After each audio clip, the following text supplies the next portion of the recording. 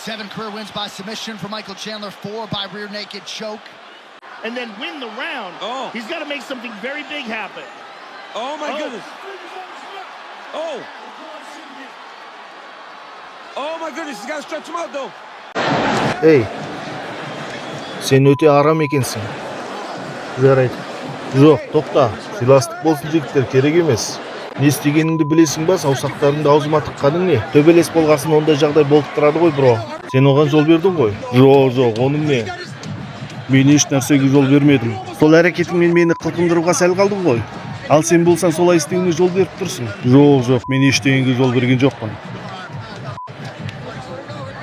Declaring the winner by submission due to a rear naked choke, Dustin the Diamond Poirier.